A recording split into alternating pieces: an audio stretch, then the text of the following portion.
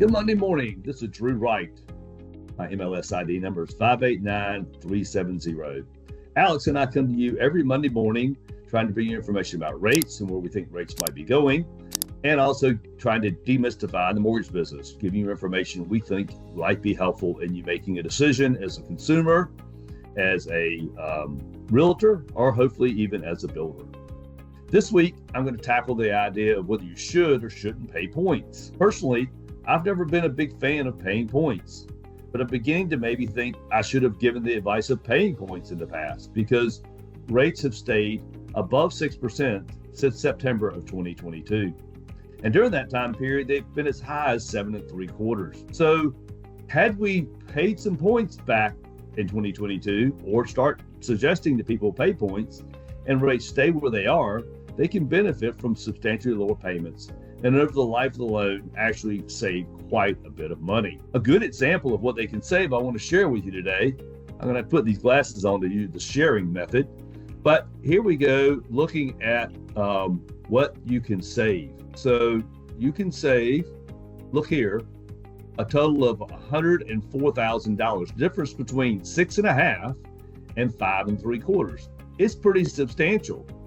So why wouldn't you want to pay points? Well, it cost $18,000, okay, to do it. So, that's a pretty compelling reason not to do it. But again, you invested $18,000 and saved $104,000. That's a pretty compelling reason to pay points. If you take a little bit further down under this here, you'll also see that the break even for paying points is actually only 5 years. And regardless of whether you pay 1 point, 2 points, or 3 points, it's really worth the idea of paying points because you'll save $100,000 over the life of the loan. And of course, if you've taken out the loan, my point I'm trying to make today, if you've taken out the loan in 2022, already you will have been 3 years into the mortgage. You only have 2 years left before you're at that break-even point. And honestly, if you were already at, say, 5.5 on a mortgage because you took it out back at 3 years ago and you're 3 years into it, you're like, well, I don't need to refinance if rates fall to 5.5. I already got that. I'm waiting for them to fall to 4.5%. And when's that going to happen? That could be a while. That could be well beyond the next year or 2 or 3. And all you need to have done was keep the loan for 5 years. If you think you're going to keep the loan for 5 years or longer, really paying points might make sense. But again, most consumers don't want to pay points. And so is it wise, or can I really advise people to pay points?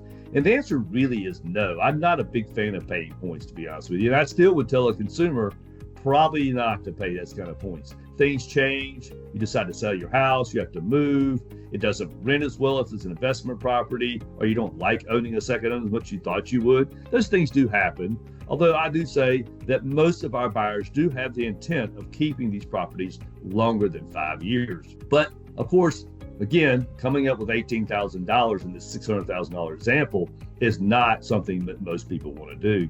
So what I would suggest is that we start having conversations before we really dive in on a property with our partners like realtors and builders, and see if sellers or builders who are selling property are willing to pay some of these points to get yourself into a lower rate.